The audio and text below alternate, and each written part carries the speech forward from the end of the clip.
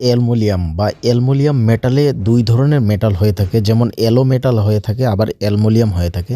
তো এটাকে চেনার খুব সুন্দর প্রতিক্রিয়া আছে। আসসালামু আলাইকুম গাইস। তো আজকে একটা নতুন টপিক নিয়ে এসেছি। আচ্ছা, যারা মূলত মেটাল কিভাবে চিনবেন, অনেকেই আছে যারা ওয়েল্ডার বা বিশেষ করে কারিগরি বিভাগে কাজ করে বা মেকানিক্যালে কাজ করে, যেই জায়গাতেই হোক না কেন, আপনি পাইপ ফিটার বা আপনি ওয়েল্ডার বা আপনি একজন কারিগর, তো আপনাকে সর্বপ্রথম আগে মেটালটাই চিনতে হবে। তো মেটালের বিষয় নিয়ে আমরা ফার্স্ট পার্ট করেছিলাম যে কিভাবে আপনি এসএস মেটাল চিনবেন, এসএস মেটালে কি প্রতিক্রিয়া ব্যবহার করা হয় বা এমএস মেটালে কি প্রতিক্রিয়া ব্যবহার করা হয়, কত কত গ্রেডের এসএস মেটাল ব্যবহার করা হয়। তো এই বিষয় নিয়ে আমরা ফার্স্ট টাইমে কিন্তু একটা ভিডিও করেছি। তো দ্বিতীয় পর্বতে আজকে আমরা চিনবো কাস্টিং মেটাল কি, অ্যালুমিনিয়াম মেটাল কি, এবং জিআই মেটাল কি বা পিতল আর গাল মেটাল, এই দুইটা মেটাল কিভাবে প্রতিক্রিয়া ব্যবহার করা হয়।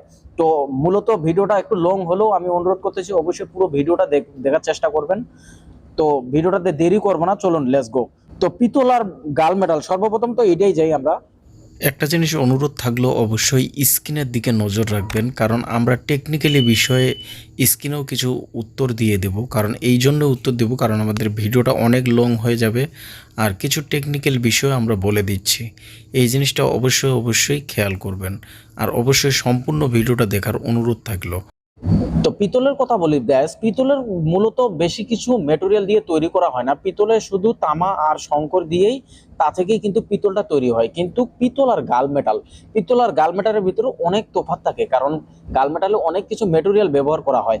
আর যখন পিতল আমরা সাধারণত টেস্ট করতে যাব, কিভাবে টেস্ট করব, যখন আমাদের লেদ মেশিনে যদি কাটতে যান, তো লেদ মেশিনে দেখেন ঝুরি ঝুরি একটা দানা বের হয়। আর কিন্তু এটা তামা, এই গাল মেটালের ক্ষেত্রে এই ঝুরি ঝুরি দানাটা বের হবে না। আর যদি আপনি এটা হ্যান্ড গ্রাইন্ডিং এ কাটতে যান, তো হ্যান্ড গ্রাইন্ডিং এ কাটতে গেলে এই জিনিসটা আপনার খুব দ্রুত গরম হবে না, ঠিক আছে। আর যদি আপনি তামা কাটতে যান, তো তামার ভিতরে কিন্তু খুব দ্রুত, এই গাল মেটালের ক্ষেত্রে খুব দ্রুত কিন্তু গরম হবে তামার মতো। কারণ গাল মেটাল যে আছে, গাল মেটাল মেটেরিয়ালেতে আমাদের তামা ব্যবহার করা হয়, বা যেটাকে আমরা কপার বলি। তো এটাতে টিন ব্যবহার করা হয়, বা জিঙ্কস ব্যবহার করা হয়, বা উপাদিত আরো কিছু ব্যবহার করা হয়। তো তামাটা মূলত বেশি পার্সেন্ট ব্যবহার করা হয়। তো যার কারণেই গাল মেটালটা একটু টেম্পারেচার কম হয়, কিন্তু গাল মেটালে বিশেষ করে শঙ্কর ব্যবহার করার জন্য আর টিন ব্যবহার করার জন্য এটা একটু চ্যামসা জাতীয় হয়ে থাকে। তো এইটুক তো অবশ্যই বুঝে নিয়েছেন। যদি না বুঝেন তো অবশ্যই অবশ্যই আপনি কমেন্ট বক্সে আমার নোট করবেন, আমি আপনাকে যেটা বুঝেন নেই, যেটা বুঝেন নেই অবশ্যই ভালো করে বুঝিয়ে দেবো। তো দ্বিতীয়তে আসি আমরা অ্যালুমিনিয়াম বা অ্যালুমিনিয়াম মেটালে ২ ধরনের মেটাল হয়ে থাকে। যেমন অ্যালো মেটাল হয়ে থাকে, আবার অ্যালুমিনিয়াম হয়ে থাকে। তো এটাকে চেনার খুব সুন্দর প্রতিক্রিয়া আছে। যারা মূলত ল্যাথ অপারেটিং করে বা কারিগর, তারা চিন্তা করে দেখবেন একটা জিনিস, সেটা হলো যে ল্যাথ মেশিনে যখন এটা টার্নিং করবেন তখন একটা শির বের হবে, আর এটা মূলত হালকা হয়ে থাকে, হালকা আর কাঁচা ধরনের হয়ে থাকে। তো এটা মূলত সাধারণত যে কোনো টুলস দিয়ে কাটতে পারবেন। আমাদের এলো যেটা আছে বা অ্যালুমিনিয়াম, তো এলো যেটা মেটেরিয়াল, এলো মেটেরিয়ালটা আরও এর থেকে মানে কাঁচা হয়ে থাকে, কিন্তু এটা খুব মানে স্মুথ হয়ে থাকে। আর বিশেষ করে অ্যালুমিনিয়াম মেটাল যদি গ্রাইন্ডিংয়ে কাটতে যায়, বা ওয়েল্ডার যারা ওয়েল্ডিং করে, বা বিশেষ করে গ্যাস ওয়েল্ডিং করুক, আর আপনার কি কয়েছে টিআইজি ওয়েল্ডিং করুক, গ্যাস করতে গেলে তো এটা চিনার উপায়, যখন এটা গ্রাইন্ডিংয়ে কাটবেন না, তো এটার কোনো দানা বের হবে না। যেমন এমএস মেটেরিয়ালতে দানা বের হয়, বা এসএস মেটেরিয়ালতে কিছু মানে আগুনের দানা বের হয়, কিন্তু অ্যালুমিনিয়াম মেটালেতে এটাতে কোনো মানে দানা বের হবে না।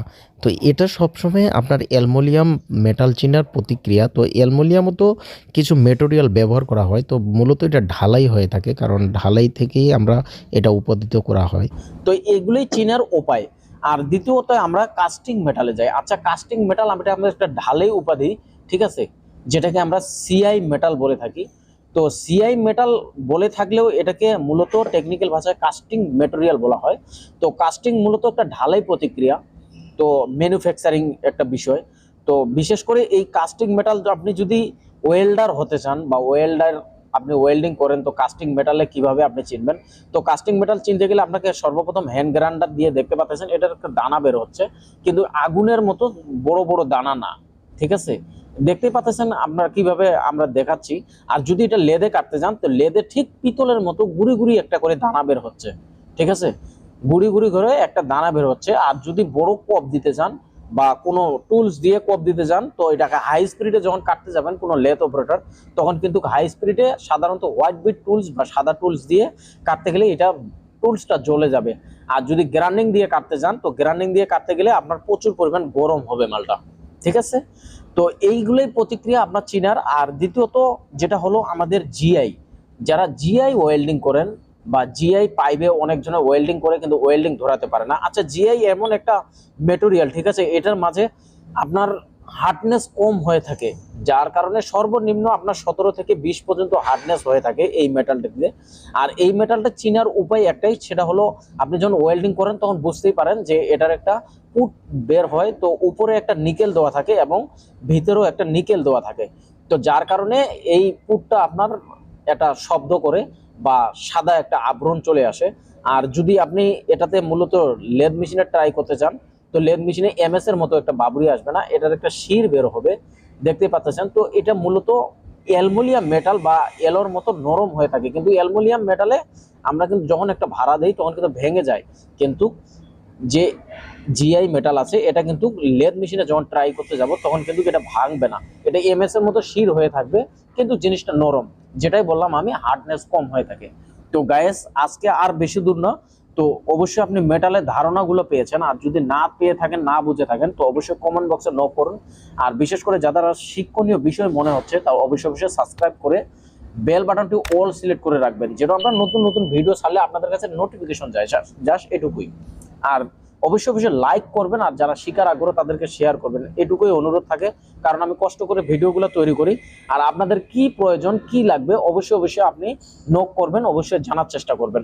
তো আজকে এই পর্যন্তই, সবাই সুস্থ থাকবেন, ভালো থাকবেন, আল্লাহ হাফেজ।